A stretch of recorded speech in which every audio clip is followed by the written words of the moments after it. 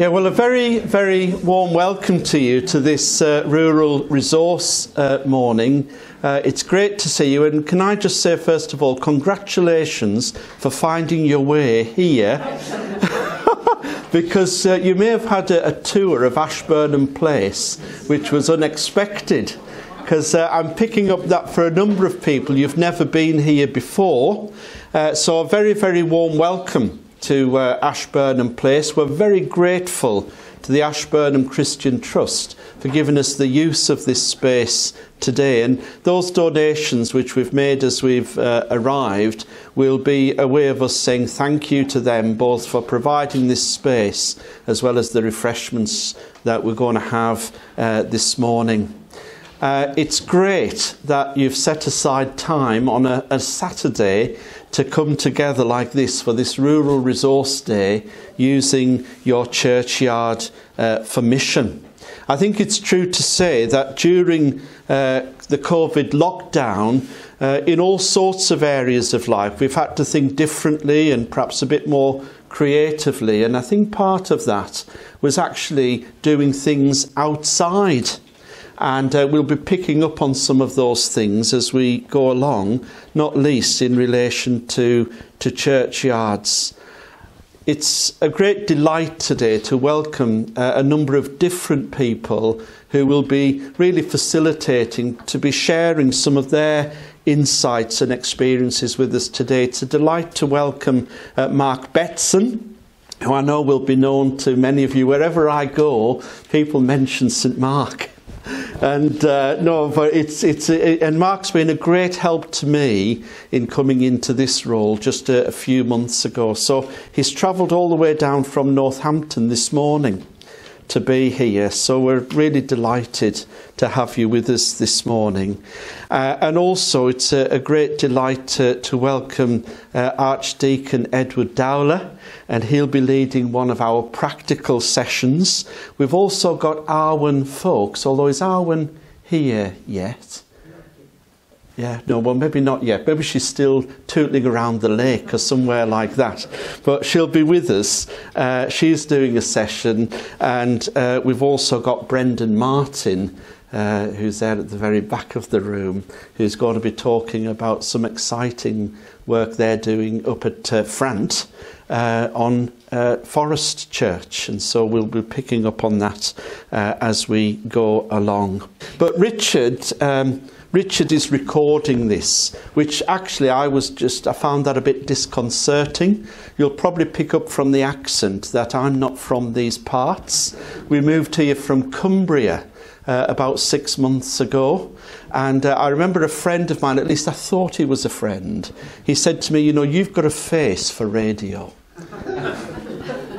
And I realised what he was saying, doing stuff on the radio. But anyway, there we are. So those are the people who we're really indebted to for sharing their insight. This is an outline of the programme for today. You'll have all had this, you know, on the original information on the Eventbrite website. This is what would be included in there. We're hoping to have a coffee break at 11, and we'll be seeking to stick to these times as closely as we can.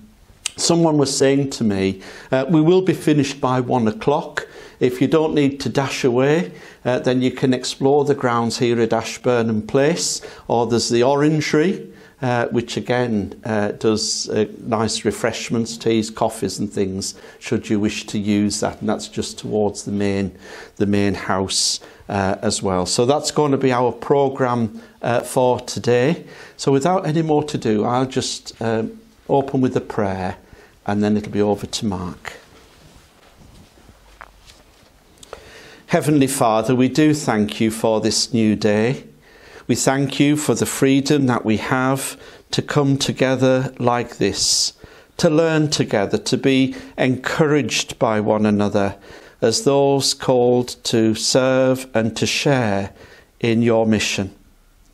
As the household of faith, help us to know, love and follow Jesus, and to enable others to do the same. We thank you for those who will be sharing the insights and experiences that they have. Would you please use them as a mouthpiece to both inspire and encourage us in the various parishes and communities where we live and serve. Indeed, from the different places from whence we've come this morning, we thank you for the worship and witness of those churches over centuries, and we pray for ourselves in these days, that you would help us, that you would show us how we can communicate something of your grace and of the love of Christ in these days, and especially through these churchyards that you've entrusted to us. And so we just commend our day to you now, in Jesus' name. Amen. Well, it's over to Mark for our keynote address. As alluded to already, I'm Mark Betson. I'm currently the National Rural Officer for the Church of England, although that role is going to be changing as of the 1st of April, and I will become one of the National Public Policy Advisors as part of some changes which are going on nationally with Church House.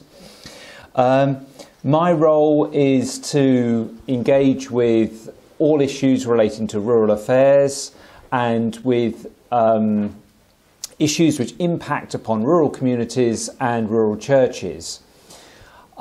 Previously, though, I was the rural officer, Gary's predecessor, in the job of rural officer for the Diocese of Chichester, and a vicar over in West Sussex. Before any of that, before all of that, before I was even that high, I was living in East Sussex in Rye Deanery, and I grew up there, and my mother still lives there and is part of some of the churches which are a part of that. So it's a great pleasure to come back to East Sussex and to be with you all this morning. Now, I would like this to try and be a bit of an interactive session in the sense that I don't want to teach you to suck eggs. What I want to do is to try and support this morning and the work that's going on here, and try to answer and understand some of the questions you have about your churchyards. So before I get going on what I'm going to be talking about and other bits and pieces, I've left it quite open so I can shape it to whatever you need. So what I want to do first of all is, could I ask a few people why they're here today and what they want to get out of it, if that's okay. If that's okay. Would anyone be prepared to offer up, or shall I just pick on people? At the back. Yeah, well, I'd say where I minister, there's a tradition of people coming to visit graves in the churchyard and in the private burial ground that belongs to Richard's family, which is attached to the churchyard. And I struck up a conversation with a lady one day who was just visiting, I think, her mother's grave. And it ended up, over a period of time, like baptising 6 people. And I thought, cool, this is a real pastoral opportunity, just from a conversation that had developed in a churchyard on, Sunday after a service, with someone who had not been to the service. That's one of the reasons why I hope that's helpful. Anyone else want to say why they're here, or shall I just go on? Slightly, to me, the churchyard is the unthreatening face of the church to the general public, who, in many cases, probably haven't been inside a church since childhood. It may be a place where we can interact in the way that my colleagues just described, and if we make it an attractive and interesting place for them to come, because there are things going on there, that's good for the church. Any excuse to get people in the environment, as far as I'm concerned. Excellent. One more, go on. I've come because we've got swifts, which we're very proud of. Mm-hmm. We've got just started the wildflower area, and although I hadn't really thought about it, we've also got spiked milligan. And we have hundreds of people coming to see spiked milligan, and I'm just sitting here, we don't really do anything about it.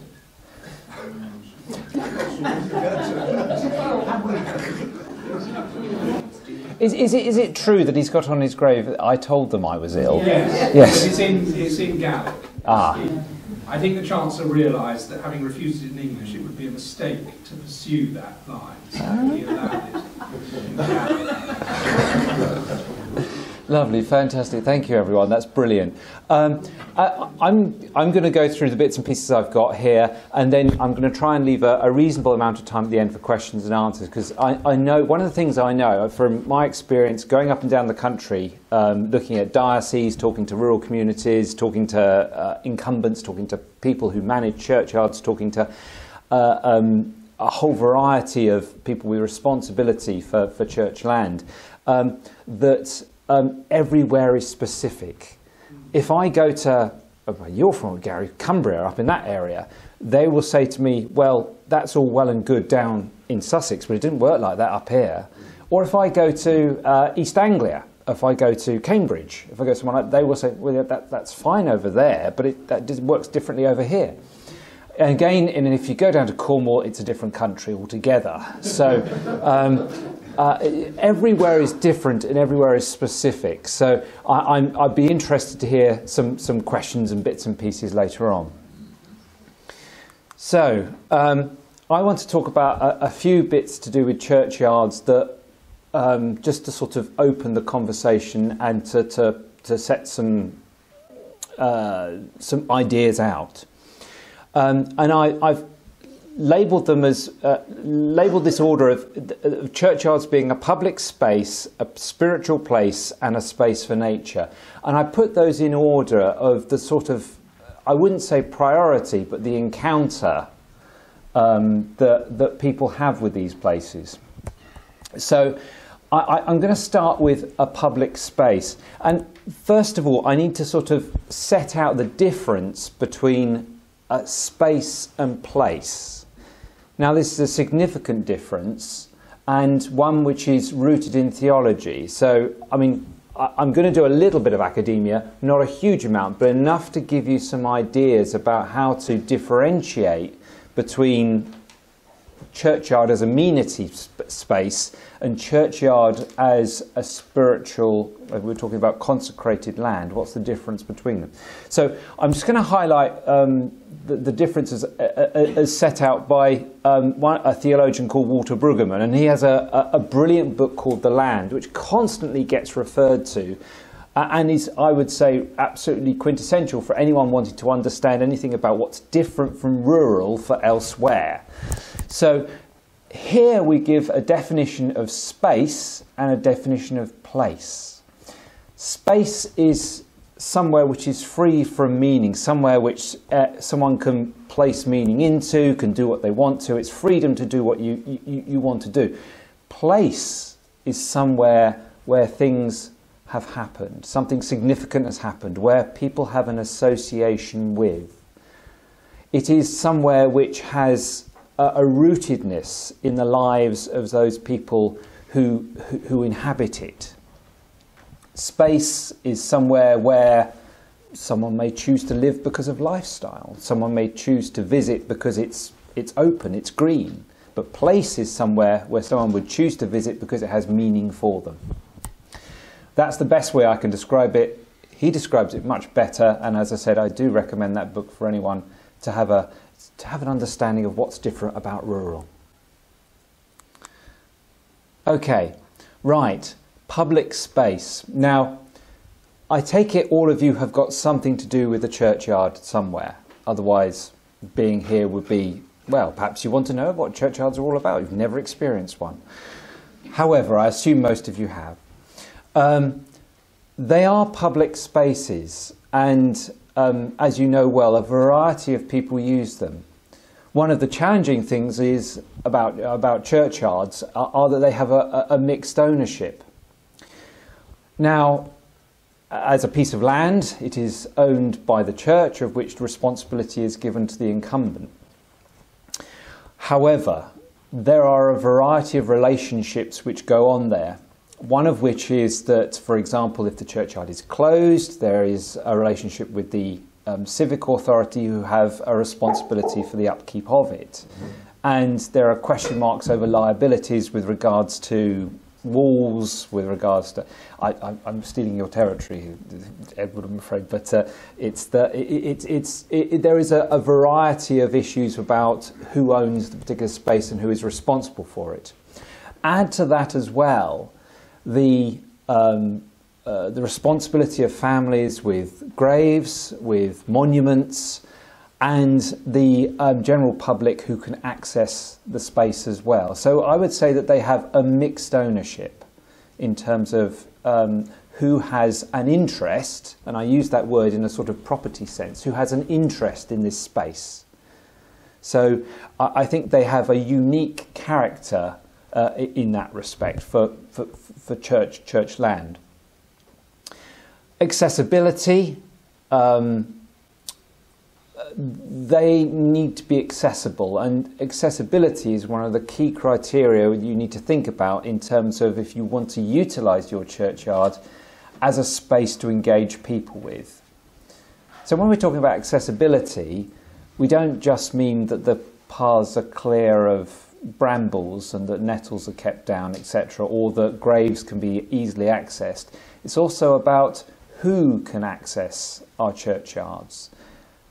Can you get to that place if your mobility is impaired? What can you do to if you can't see so well? How do you actually find out what's going on, or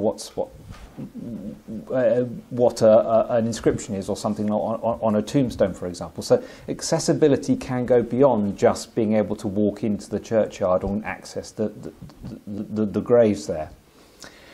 And as you all know, I'm sure, and as you were saying about sort of 11th century church, there is a strong cultural heritage which is possessed by a churchyard that is written large in the memorials on the stones, and in the history of the village and the relationships that go on with it, or town, or wherever you are. There is a real importance behind the cultural heritage represented in these places.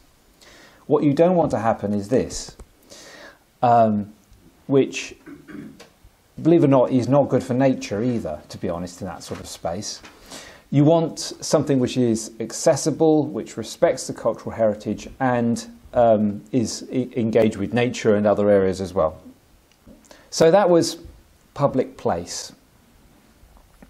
A public space, a spiritual place is something else. Now, a number of you have picked up a copy of The Nature of God's Acre on the way in. I'm very glad of that.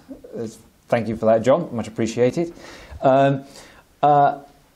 We did I'll talk a bit more about it later, but we did a study in 2015 of people's experience of nature in churchyards across Sussex.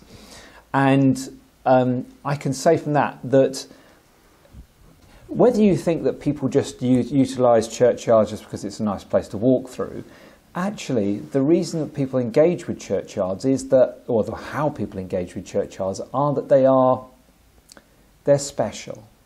And why are they special? They're special, and that work that we did back in 2015 points to this. They're special because they're one of the few places where people can come and ask big questions. Think of it. Where else would you be able to sort of come into a place where asking about why am I here, what is death about, is allowed? It is commonplace, particularly today, talking about those sort of subjects. It's a space where you can do that, and you can do that safely.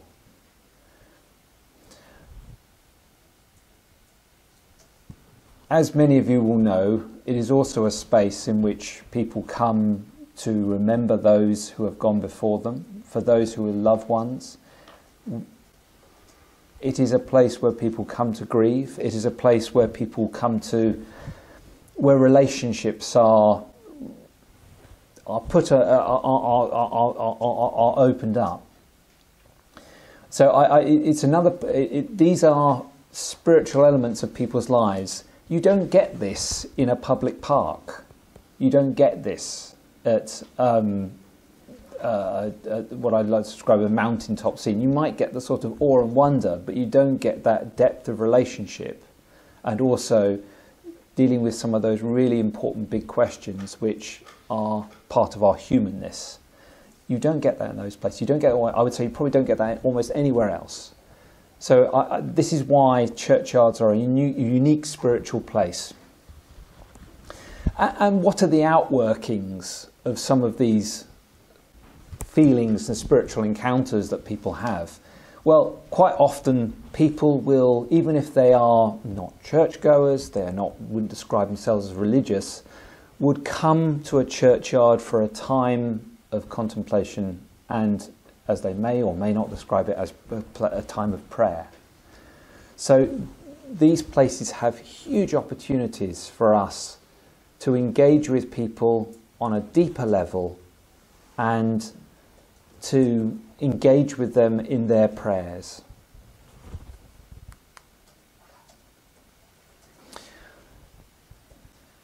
They are as well unique habitats for nature, and as part of that book, if you have a look through some of the bits and pieces from it, you'll see the importance that nature can have on people's encounter with these places. Nature offers a whole host of different aspects to churchyards, and within churchyards can be something which is quite unique because of how churchyards have been managed through the centuries and how they're managed now. It is a green space. It is, particularly in more urban areas, but also in rural ones as well perhaps, a place where people can come and encounter nature, and the variety of nature you can encounter in a churchyard may be much greater than you'd be able to encounter elsewhere. It's also woven into the fabric. The seed bank that's represented in the soil of a churchyard is greater, I would probably argue, than it is in many other places, and therefore it just the wildlife, the plants that are represented there are intrinsic to its being and have been since it was walled off from the rest of the world. So I mean that's one other thing as well. And as I said, it's a unique environment in which these big questions, this unique set of habitat of plants and animals come together and give people an opportunity to engage with it. So you've got a really brilliant opportunity presented by these spaces to do something special. As you can tell, I like churchyards. I mentioned about the book. Here's some of the details about it. It was set up to study people's relationship with nature and churchyards, to ask them in studies. We asked people, what did you think about churchyards? We went out to them and interviewed them and got some really good quotes about it. Now, interestingly and possibly unsurprising, the most common thing that people said about churchyards, this is a wordy, many people have seen these before. Basically, when you're doing responses, you collect all the words that are used in the responses, and the most commonly used ones are put bigger than the less commonly used ones. So in other words, you can see that people were talking about peace and peaceful an awful lot in those 175 responses that we got back. Interestingly, this is also how sometimes the editors in the news get to decide what's on your news pages. They use social media, and all the words that get used the most often boot something up the agenda. So if you're wondering how they decide what goes as a headline on a news page, it's often just doing an exercise like this. Anyway, that's by the by. So peaceful is one of the things that people use most commonly to describe their experience with churchyards. And that word peaceful is often the lack of language that people have to express all those things I've been talking about: the spiritual encounter, the encounter with nature, and the opportunities to ask big questions, as well as just the freedom of the green space. Now, Gary gave me a title which I seem to remember had people, perceptions, and what was the final one? Engagements, yes. So I thought I would stick to the programme, and I've got people, perceptions, and engagement. So now you can tell me if I'm wrong, but I've tried to categorise the majority of people who come into our churchyards. First of all, and I've tried to do it possibly in numbers terms as well. It depends on your churchyard, obviously, and about, say, for example, if you've got a public footpath through it. But certainly there are a lot of visitors to churchyards, some of whom may have relatives buried there, some of whom may just be walking the dog, some of whom may just choose to walk through it because it's a nice space to do so. But certainly the number of visitors to churchyard outstrips probably the number of visitors inside our churches, unless you've got a particular tourist attraction as a church. It outstrips the number of people you would regularly see on a Sunday. Mourners, the people who are most active, have a most active interest in particular spaces within churchyards, they are regular attenders and carers for churchyards. And finally, through the pandemic, I mean, people went outside much more to do things and throughout into churchyards to do worship. We're going to hear a bit about Forest Church later on, which is brilliant.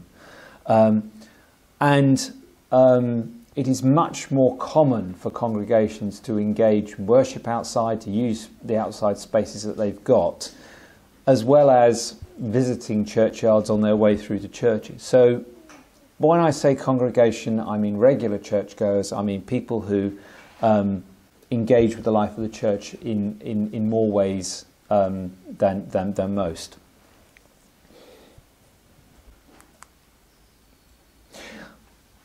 These are some of the comments I mentioned from Caring for Nature of God's Acre. I will make sure that there's a copy of this presentation available from Gary if you want to see it. I'm just realising that the words are tiny and you probably at the back won't be able to see them. I'll make sure a copy of this presentation, actually if you've got the book, you've got these in there anyway, but I'll make sure there's a copy of this presentation available to you if you want to have it. Essentially, those comments there are saying how people value nature as a part of their experience in churchyards. So the integration of how you care for nature in your churchyards, the spiritual experience that people have, and the opportunities that are presented by it are all important. Okay, perceptions. When we're talking about those people, how they engage with the churchyard is really important. I'm going to come on to full engagement in a minute, but before you get to that engagement, they have a perception of it. There are, believe it or not, there are barriers to people entering into churchyards. Now you may not think, well, what could they possibly be? To be honest, I mean, I was wondering what they might be, but I mean, I went into when I was incumbent over in West Sussex, I went into our local school and I was chatting to, we were doing a session listening to children read. And I was chatting to this girl about what she thought about church and coming over to church. She said she didn't like coming over to church because she was a bit frightened of the churchyard. And when I asked why, it was because her older siblings had been playing computer games where you had zombies coming out of graves and bits and pieces. So, I mean, if you're engaging with children, just these things to think about as well.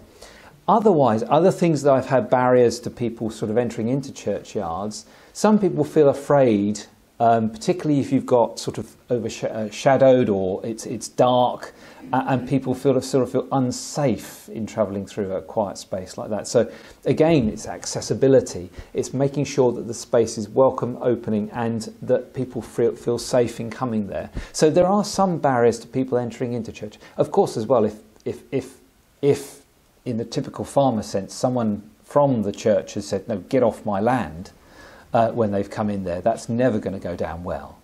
I'm sure none of you would do that at all. But there's always, of course, the unruly element that would look to do something awry in a churchyard, but there are different ways of handling that. So that comes on to the sort of more communications element.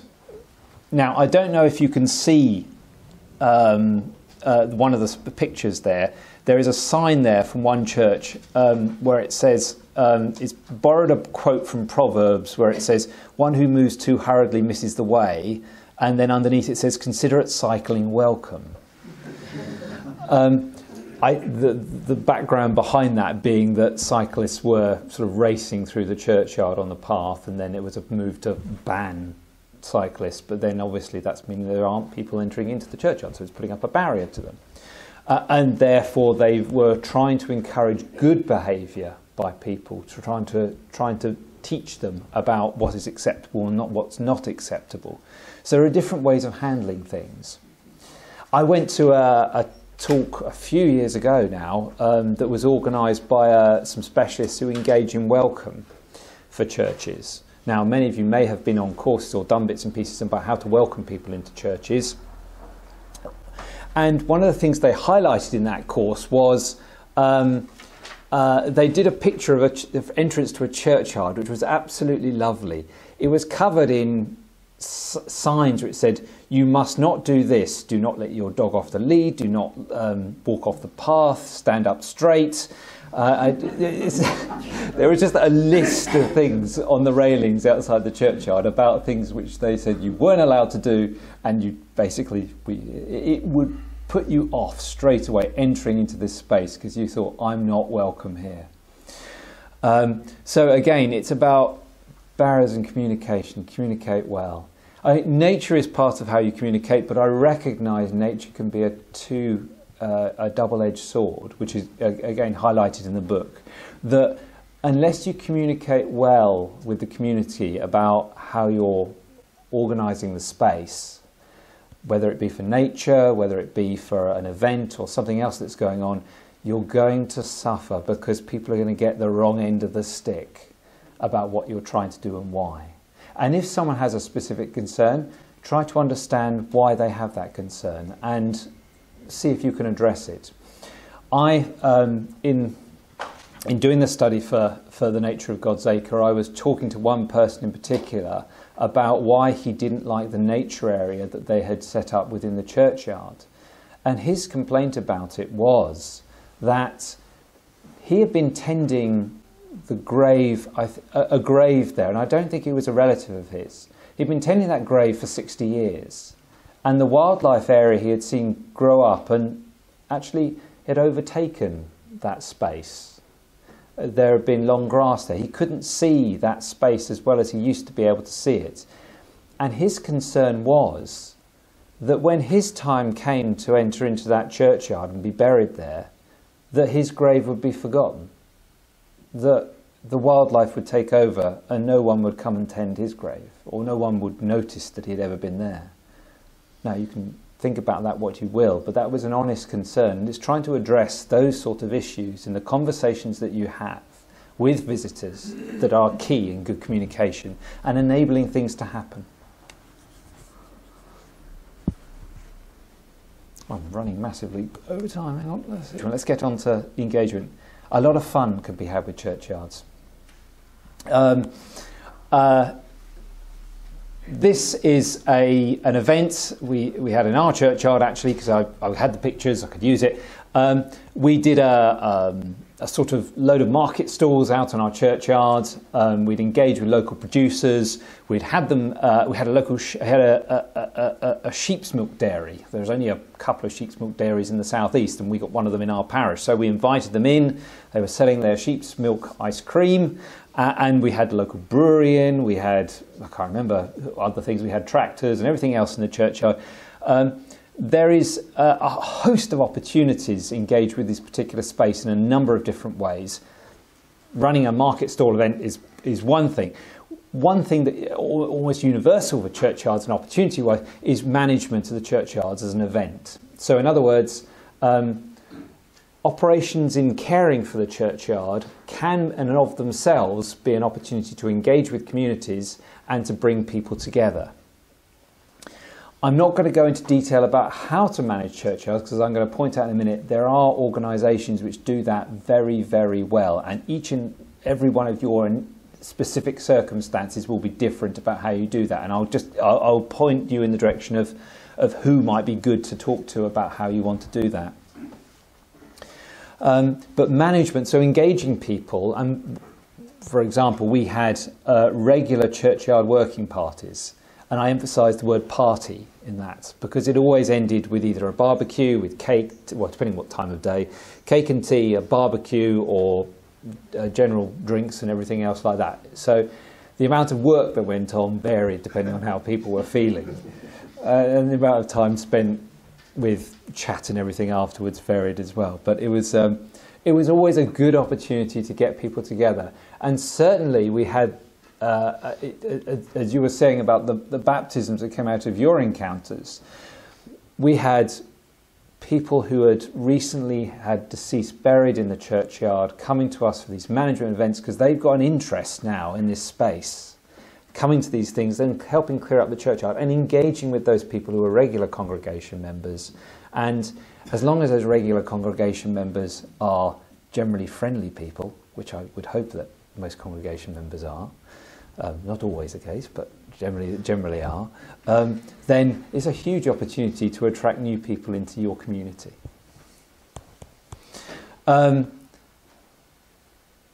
So yes, I mean, the management's an opportunity, events that can happen in churchyards, and you're going to hear, who's dealing with the Forest Church later on? Brendan. Fantastic. I mean, there are spaces and opportunities for worship as well, and we're going to hear more about that later. Just a few examples. That was a mother and toddler church going on there. Pet services. Why have pet services inside the church when the mess afterwards could be horrendous? We have it. We always had it outside. And pet services are great fun and huge opportunities for people. We had local wildlife trusts come in with hedgehogs, as you can see there. We didn't have pet hedgehogs. We had wildlife trusts came in. We rescued hedgehogs to show to people and talk a bit about their work as well. But again, things you can do outdoors you can't do easily inside. I mean, that great opportunities these places present. I said I would point you in the direction of some resources. There's a wonderful organisation that I work with a lot called Caring for God's Acre. If you want to take a note of Caring for God's Acre. They are an excellent organisation with a huge amount of resources for managing churchyards for nature. If you want to look at what strategy would work for you and your particular place, they have a list of bits and pieces to try. If you want to know about how to engage your local community or people in managing your churchyard, they have resources on that. You want to know how to put up a sign and what to make it look like, to tell people about what you're doing. They've got resources and experience on that, and they're a wonderful group of people, tiny charity, but a really good set of resources. I was chairing a conference for them on Tuesday, and we just were inundated with people who wanted to join the webinar that we'd put on. They are absolutely excellent, and so I would highly recommend engaging with them if you want to know about strategies for managing your churchyard for nature.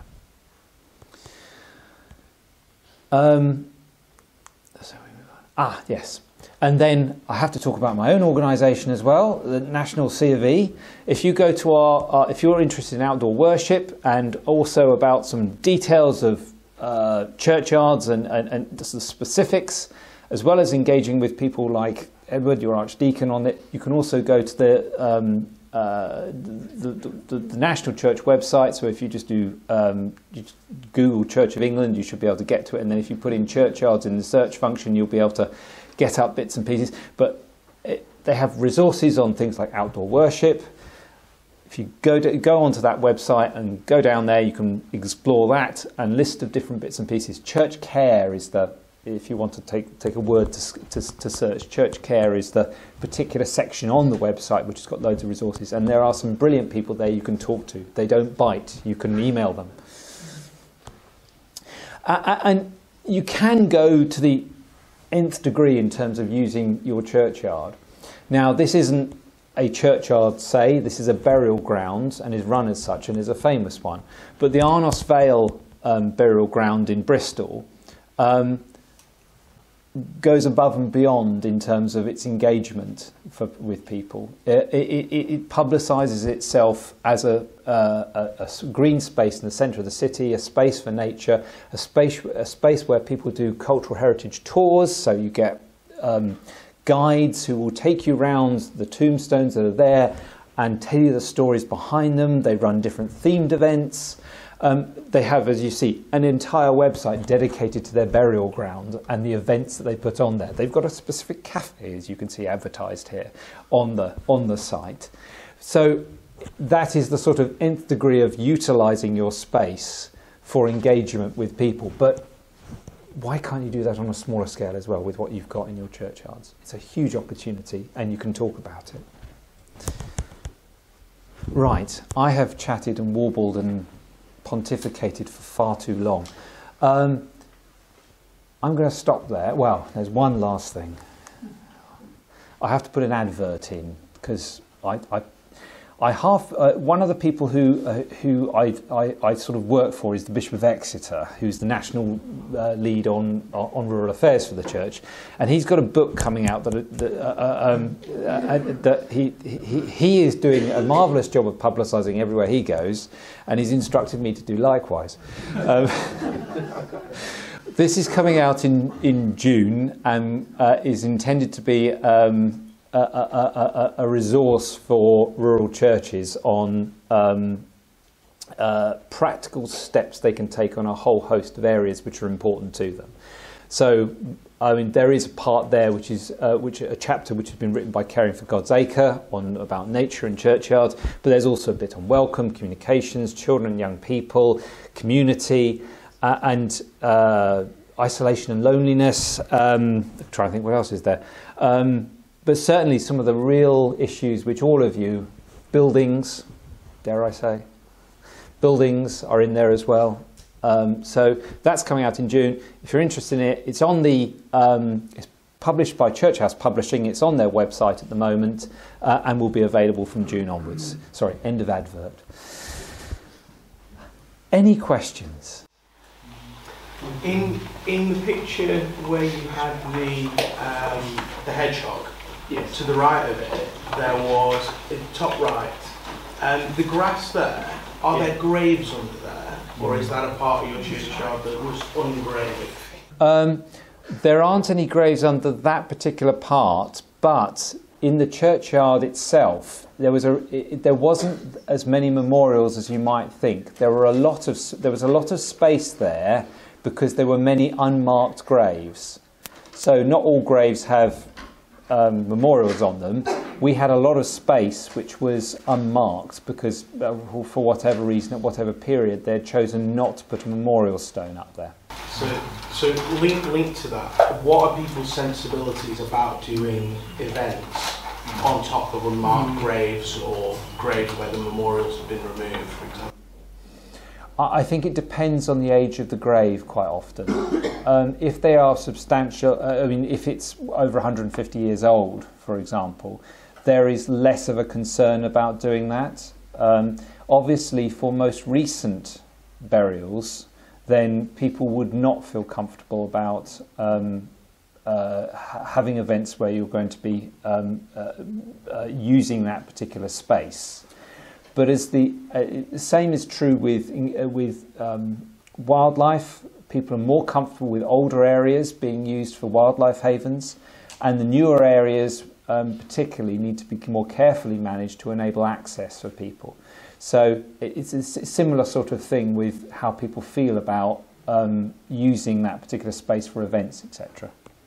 Thank you. Yeah, in a way, following on from what you're saying there, during lockdown, when we could use the churchyard, we had our junior church out, and we actually started getting trolled on Facebook, saying how disrespectful having babies playing on grave. It's interesting that we weren't sure how to counter that one because a lot of the people, there were a number of people who were trolling us, actually were nowhere near us. We were in upfield, and the ones, as far as we could tell, we would find any locations that were right and nothing to do with us. And so we still have our sort of fingers burnt with that, didn't we? It was very sad because it was our junior church and they were doing a junior church session on picnic blankets and there was no disrespect. But the trolling was very, very traumatic and very, very nasty. And part of the reason that we're here is to try to ease our way back into use of the churchyards. We have that one which is a closed churchyard. We've got also 2 open churchyards in village churches. And I don't know whether the clergy have found it as well, but some of the most vitriolic exchanges that I've had through letters with people are the emotive ones over graves. And I don't know if that's probably the Archdeacon's area, you know, sort of misery.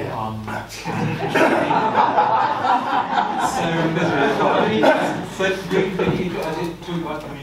it really is an issue. We would love to use our churchyards more, but they can be minefields as well.